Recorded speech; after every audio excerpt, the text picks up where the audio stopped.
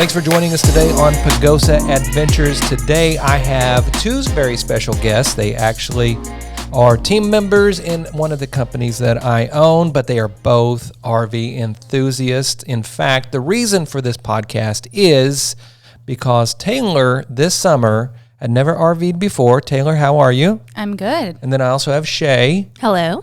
And so I think this is a perfect opportunity to learn about somebody who had never RV'd before and just took off for 35 days, basically just jumping out there. That's what you did, right? Yeah, it was awesome. Yeah, and it was awesome, right? Mm-hmm. So we were following along on Instagram with you and all of that good stuff, and you just had a blast. So tell us a little bit about what you did, because it was you and a couple of girls, right? Yeah, so me and three of my really close friends, we rented an RV through Cruise America and traveled up the West Coast. So through all the national parks, and we visited some friends along the way, but we started in Phoenix and made our way all the way up to Seattle. And you have never RV'd before? Never. It was our first time. And what was the learning curve on how to, obviously you got to fill tanks, dump tanks, propane, all of that good stuff. How did they give you a little class, or what did you just do? Wing it? Yeah, so they gave us about a 10-minute lesson before. So 10 minutes? 10 minutes. Wow. They handed us the RV keys, and they were like, okay, we're going to walk you around the vehicle. They walked us around, took us inside, showed us how to start it, and they're like, all right, you're off. So yeah, it was a kind of a learning curve along the way. Did they tell you anything about like propane, what to do with propane, or? They actually didn't. And halfway through, there's buttons in the RV that you can see where all your levels are at. And halfway through, we realized we were out of propane, which it takes care of like your heating system and stuff. And as we got more north, it was cold. So we had to search like propane everywhere to try and find someone to refill it for us. Yeah, and that's why I really wanted to have you on today, because there's so many people that are buying RVs these days that have never RV'd before, and they're super intimidated. And was it intimidating just jumping in this vehicle? I get the intimidation. I will definitely say there's a lot of anxiety around the trip. But once we started going, like there's so many resources anywhere you go. It's a quick Google search to find whatever you need. So if we needed cheap gas, we could use an app for cheap gas. Or if we needed propane, just Google nearest propane. And we actually, when we tried to get propane, we couldn't find it right away. And the people in the towns were all really nice to tell us, like, oh, go here. You'll find the cheapest prices. So everyone's helpful. And Google, obviously. Well, that's what I love about RVing too, is it's just, it gets you out and seeing towns that you've never been in, and meeting people and seeing how great of a country we live in. So you rented from Cruise America. Mm-hmm. Okay, so tell me about I'm sure it was a Ford chassis, probably RV. Yep, standard size. Yeah, and then, because it's like a van, right? A little bit bigger, yeah. It was 20 feet by 10 feet, I believe. So about 200 square feet inside. Okay, and you had 4 girls in there? 4 girls. Oh, mercy. Could not imagine. And did you get along? Shockingly, yes. We maybe had one tiff about a week in, and I think it's because we were just all adjusting to being in a really tight space. Well, that's another thing that people may not necessarily, even being married for 20 years and getting out on the road, you are in a much tighter space than you've ever been in, doing things you've never done before. And so sometimes Janet and I can find ourselves like getting a little irritable in the sense of, well, she can't walk away, from me, in our house where she can, just leave me be if I'm being a moron, right? And so with RVing, obviously you do have to figure out how to adapt to other people, whether it be your wife or somebody you're traveling with, in the sense of there's nowhere to go. Yeah, absolutely. I mean, the most privacy you have is a curtain. Yeah. So with 4 girls, small RV, you really learned how to make sure you got along. Yeah, to adjust a little bit. I mean, in there, the 4 of us have very strong personalities. So I think it was learning there's not a lot of space for strong personalities. So be who we are, but also fit in with 3 other girls in 210 square feet. So you rented it in Phoenix. So you flew out there. We're in Dallas, but so you flew out there. Mm-hmm. Yep, we flew to Phoenix, and we actually had a friend that lived there, and he dropped us off at the RV place, and that was it. We picked up our keys and went.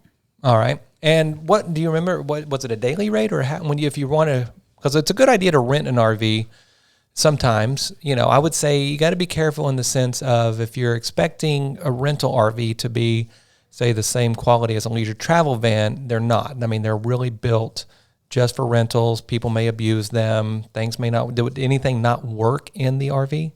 Our table bed, we could take the table down the first night to make it a bed, and then it was horrible to put back up. And it was, again, just because in a rental, people don't take care of things as well. So it was like bent funny, and you had to like wiggle it to get it out. So we ended up just not having a table. Yeah, and that's what I tell people, because a lot of people ask, should I rent an RV before we actually buy to see if we're going to like it? If you could, so if you're in the market for, say, a leisure travel van that is, has a little more higher quality build than a rental RV, I mean, you're going to have a much better time in the leisure travel van. There's much better opportunity for things to not go wrong. So if you rent an RV, say from Cruise America, that's their business, is renting RVs, knowing that this thing may have been taken out for years, and there may be things like the table didn't work. Was there anything else that didn't work? Luckily, no. Everything else ran fine, but they told us multiple times, like, oh, there are things that might happen. Just call us and we'll come out and fix it. Well, you're very fortunate because, I mean, no matter if you get a brand new RV, whether you have, $1 million RV, no matter what you have, things are going to break on an RV.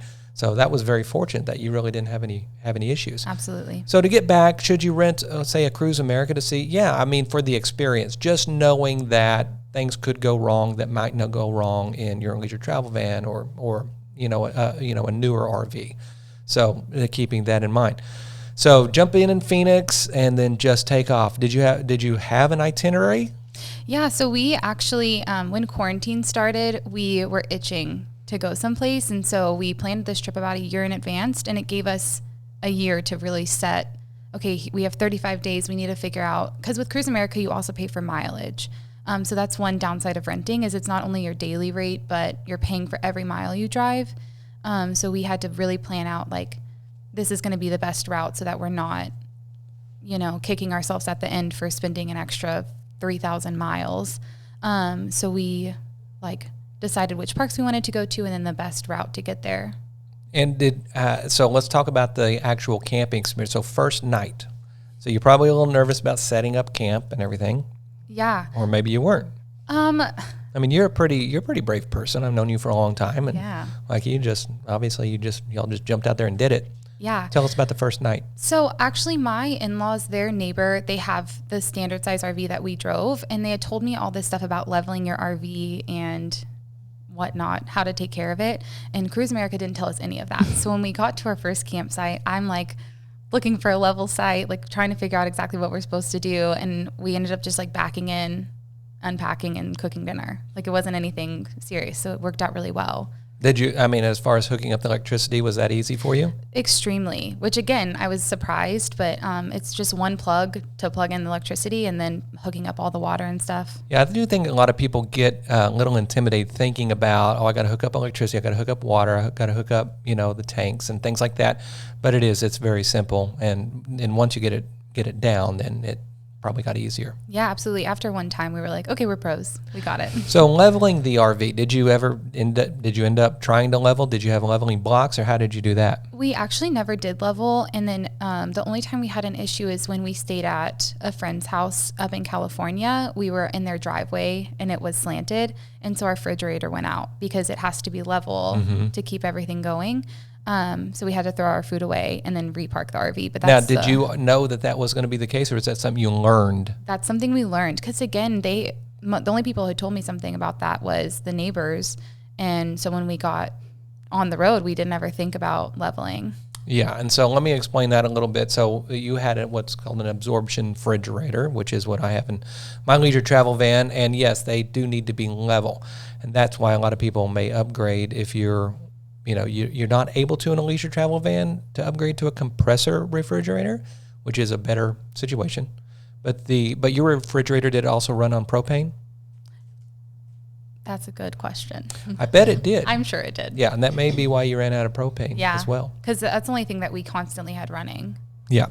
And so a lot of people, the absorption fridge, leisure travel van, it's a 3-way fridge, run off of battery, shore power, or it will run off of propane. So obviously that's good to be able to do. So you did learn the hard way about having a level refrigerator. Yeah. Yeah. So that's a bummer. So was it a lot of food, or is it just not that big of a deal? Well, the refrigerator actually is a really decent size, which I was surprised to see. And we tried to do the almost like a sniff test. Like, is this still good? Because we're on a 4-week trip. Like, we're trying to be fiduciarily responsible. So we tried to pick through what we could save. But honestly, most of our food for the week was ruined. Yeah. So, and tell me why you did this. Why? I mean, is it just to get out? Obviously, we were in, quarantine for a while, and then, life's just been weird. Yeah. Y'all just wanted to get off and go? Yeah, and I think all the rage right now, honestly, is behind RV traveling. It's incredible just being able to get on the road, and you can see so many things. Flying is wonderful. It gets you places fast, but you're missing so much. And so I think we really wanted to be able to absorb everything we could within 35 days, and the RV was the perfect way to do it. Yeah, and it is. I mean, I love it, and the funny thing is while you were gone, we had our leisure travel van just sitting here. We were I don't know why we weren't out and about, but I was sitting there watching all of your posts. I was so jealous. Here you are, out RVing, and I'm back here at the office and watching you as you were enjoying life. So I was a little bit jealous on that. Now, I've also got Shay here. Now, Shay runs all of our social media for all of our companies. Yes. And so, as you tell, I have you do some stuff for Pacosa Adventures every once in a while. But Shay is someone who desperately wants to find an old Airstream or an old something. You showed me a picture the other day of something you wanted to buy that was $6,000 and gut it and redo it. So tell me about what you're wanting to do. So what I showed you is actually a 1978 Dodge that drives itself, so like a true RV. But I mean, for the last, I can't tell you how long, multiple years, I've wanted something vintage that I can completely redo. So a Shasta or an Airstream would be amazing, but those are extremely pricey. But just something to completely make it my own and, just be kind of out there and a little quirky, but useful. So I actually want to turn it into a business and into a small coffee shop, something like that. But just something that I can pull behind my little SUV. Yeah. See, that's, so Shay is really, she's very, like that. I guess that's the best way. I think if I gave you my leisure travel van, you could say, no, I would rather take something. I would rather vintage it out, and I would rather do it this way. I love a project. I love a project. Yeah. In the RV world, Shay, if somebody's looking at an RV, from what you can tell on social media, because being looking at, you go and, like I said, help me with my social media and stuff. What looks like it's the hardest thing to do in RVing? I mean, honestly, just choosing the one that you want, because there's just so many things out there. I mean, especially right now with me looking into the older RVs and camper van or camper trailers, is that there's just so many options, and you don't know until you get inside of it. You don't know how tall it is, how it tows, anything like that. You don't know until you're there. Right. And right now, a lot of people are buying RVs sight unseen because there's none out there. So they order them, or they, someone comes for sale, they'll put a deposit on it and buy it sight unseen and everything. So were you jealous of Taylor while she was out 35 days? Of course. I mean, I don't know. Every millennial, at least I follow on Instagram, has been obsessed with van life and, taking a van, converting it into a home and traveling the entire country. So actually seeing somebody that I know doing that and experiencing that, obviously I was jealous, but also very happy for her. She got to experience that and, got to live vicariously through her. But yeah. Yeah. Well, maybe next summer you'll do it. Yeah, maybe. We'll see. We can do it together. Oh, yeah. Can I have another month off? Well, we'll see about that. I don't know. Both of you, I don't know. We'll see. Have to see. But Shay's going to Scotland to get married next summer too, right? I am. So your RV life is going to still be on hold. Yeah, probably. Unless we've written there, but we'll see. Oh, that would be fun. That'd be amazing. Do they drive on the right side of the road? Yeah. Oh, wait, the other side. Yeah, whatever. They drive on the opposite wrong side of the road. Yes. Yeah. Yeah. Because Janet and I, we're definitely going to be renting an RV in England as soon as COVID is not crazy. That'd be so awesome. Yeah, and that is what's crazy about over there are the roads are so narrow. Yes. And so the RVs are smaller. Mm-hmm. So you get one that's like a transit van or something. But you really should think about that. I mean, 2 years ago, we went to Scotland and drove the entire country. It wasn't an RV, it was in a very small, compact car, but we did, see the country on 4 wheels. Yeah. And it's, obviously you can get around Scotland in a few days, whereas in America, it'll take you a few days just to get out of Texas. Yeah. But so that would be very fun. You might even think about that. I mean, yeah. Because I think you're going to Switzerland for your honeymoon, Yeah. right? Yes. I did not know that. Oh, yeah. That's so fun. Oh, she's very international. Oh Yeah. my goodness. Hair flip. Yeah. So let's get back to your trip, and I want to get back to what a new RVer learning the ropes is all about. So how long did it take you to where you're like, oh, I could do this by myself if I wanted to? The first drive, it was shocking how easy it was. I mean, we all drive like small cars, and so it's intimidating. Like sitting in the seat, you're already 2 times the height that you are in your regular car. But our first stretch, we spent the first night in Sedona, so we had to drive from Phoenix to Sedona in that night, which I think was a 2.5 hour stretch, and we just went for it, and it was not bad. It drove like a big truck, not hard. And it was automatic and all of that stuff. So a lot of people get intimidated about driving an RV. Whereas really it's just such a size difference. You have to look at your mirrors, and were you nervous about, because you don't have a rear view mirror necessarily. So what'd you do about that? So if we ever had to like back up or anything, it was, all 3 girls were out, and then one was in the driver's seat, and it was like a huge ordeal. Did you take turns driving? We did. We all took turns driving. I think some of us liked it more than others because the seat's not like extremely comfortable. So when you're on a long stretch, because our stretches were like 4 or 5 hours each. So you get a little uncomfortable, but yeah, you have to give yourself a lot of room to stop, which I don't think we originally planned for, because you're not stopping a car, you're stopping like a huge RV with live people and lots of food and dishes. Right. So you can't like slam on your brakes. That doesn't exist. Yeah. So. A lot of people don't take that into account. Yeah, no. And I accidentally took us like straight through LA traffic, like bumper to bumper, people slamming on their brakes over and over. So I was leaving like 10 car lengths ahead of me. Did you go on the 405? On accident. A huge accident. I got on Waze and I was like, oh my gosh, guys, we'll get there in 3 hours. How exciting. Not realizing that it was taking us straight through LA. Oh, that's hideous. That's something I will definitely do, is avoid any metropolitan area. Absolutely. Like LA, Chicago. Dallas isn't too terribly bad, but I mean, you can get into serious traffic here in Dallas as well. But if you're in like Chicago, or especially the older, places that, their highway systems just haven't kept up, you'll be sitting there forever. Ever, yeah. And then if you can't, then here's another thing that you have to learn this. Say, really plan for your exit, because you can't just zip over if you miss your exit. No, not at all. And a lot of the things I had read before we went was like, this isn't a car. Like, don't be overzealous. If you missed your exit, or if you think that you can get there, don't. Just skip it and turn around. So I think we were all really good and took into account the fact that like if we were in the far left lane and our exit was in half a mile on the right, we would just skip it because there was no way. Yeah, and the 5 minutes that it takes to go to the next exit and turn around is much better than the 3 hours you're going to be sitting there trying to work out a wreck because you tried to zip over and ran into a car. Absolutely. So you definitely don't want to do that. So you went from Phoenix all the way, what's the farthest point you went to? Seattle? Yeah, we dropped it off in Seattle. Oh, you dropped it off in Seattle. Yeah. So it was just a one-way trip. It was a one-way, yeah. So we, one of our friends that we went on the trip with, she lives in Idaho.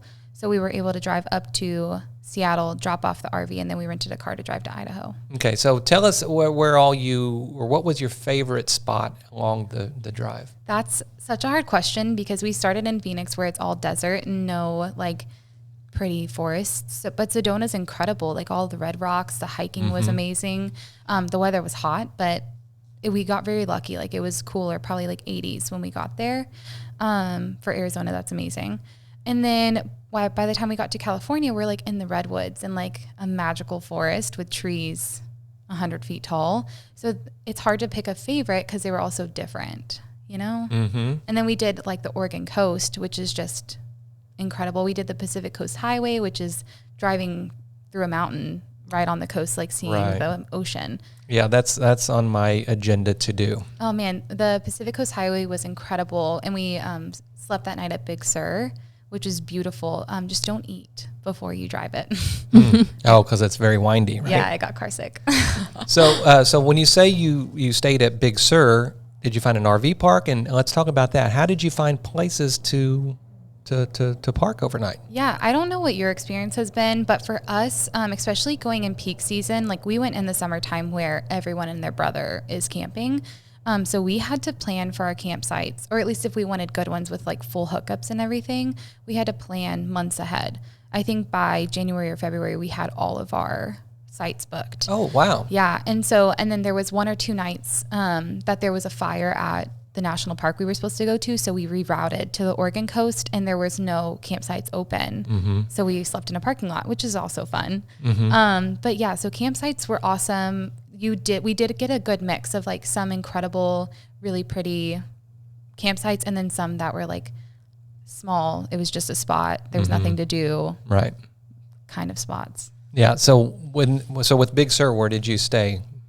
We stayed in an incredible, I wish I remembered the name of it. I'm sure I could find it, but it was an incredible campsite.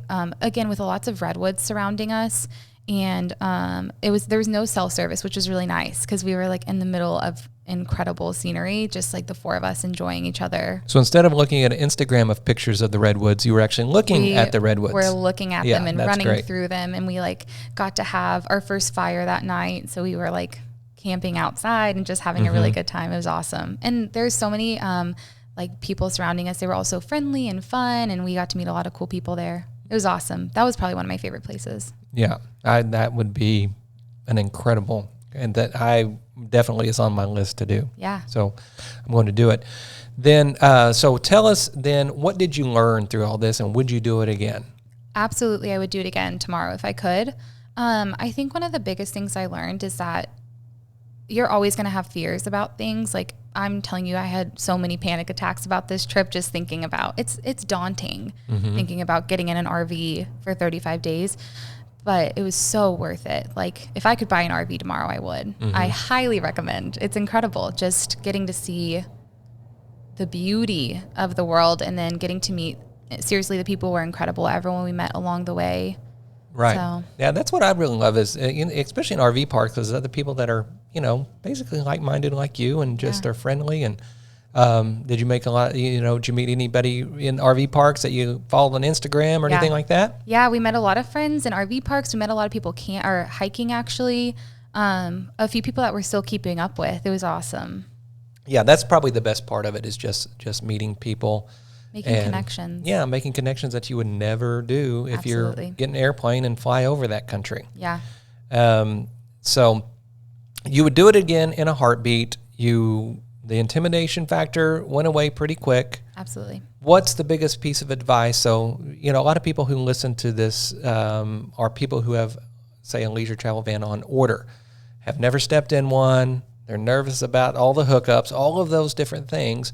What's the biggest piece of advice that you would give somebody to not be nervous about the whole situation? Okay, so do your research, but don't take it too seriously because you're going to fall down a rabbit hole where someone's telling you all the horrible, horrible things about being in an RV for a month. But I'm telling you, I've done it, and you'll catch on. You'll be fine. So do your research, figure out what you need to know, but let loose a little bit. Let it teach you what you need to do. Because when we were being too serious or when we were like trying to go by the plan too much, that's when things weren't as fun as when we kind of just let the road take us or let the RV take us where we needed to be or how we needed to handle things. Probably one of the things that you remember the most is being rerouted because of the fire and staying in a parking lot. Yeah, and I mean, that ended up being one of my favorite parts of the trip because the Oregon coast is incredible and we got to take a fun photo shoot in the ocean and we got to sleep in a Safeway parking lot. We stayed up till 4 a.m. like talking and laughing and telling stories all night. So those unplanned moments, the things that you didn't expect, honestly are the best. So don't get freaked out. Don't, lose everything over a little reroute or something going wrong. It'll probably turn out to be incredible.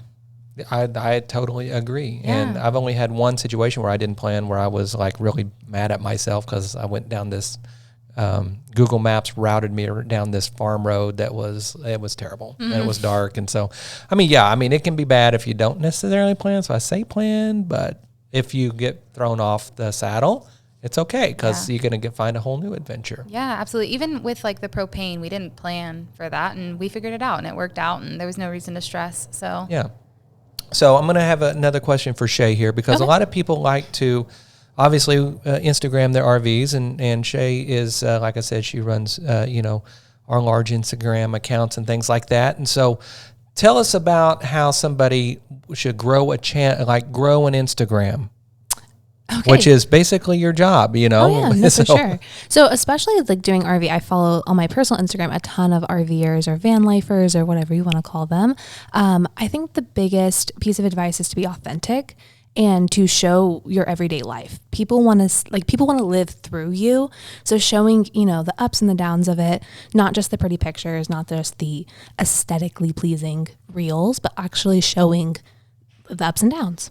Yeah, I agree with that. The real life. One video I made when Janet and I were in Colorado was when I locked the keys in the van, and I had to find a guy with a ladder because I was stupid and didn't get the ladder on the back of my leisure travel van, which I say do if you're ordering one, because I didn't. And then just fishing out keys and stuff like that. And that's I have a picture on Instagram of me on top, trying to fish it out. And that's kind of fun stuff, right? Yeah, people are following you because they love what you're doing. So they want to see the true you talking and, just showing your day to day. Yeah. And so I think, Shay, we'll do another episode soon, really about social media and how to really, because a lot of people, they love to do social media, obviously, in their RV and stuff. So I think we'll do another one. So make sure you hit that subscribe button. Whether you're on YouTube, whether you're on Apple Podcasts, Spotify, or no matter what platform you are, hit that subscribe button. And we'll get you some good information about that. Yeah. So, but I think that's it for now. And like I said, I was also living vicariously through Taylor as she was RVing while my RV was just sitting doing nothing. And so I was very jealous as well. So any last thoughts, Taylor? Just do it. There you go. Go. Just do it. Go. Because you tell me that all the time. Every day. I'm like, I don't know why you're not going. I see that RV. I'm about to take it from you. You got to go. I know. Yes, definitely, for sure. But thanks, everybody, for listening, watching, however you're viewing this podcast, listening to this podcast. And we will see you next time.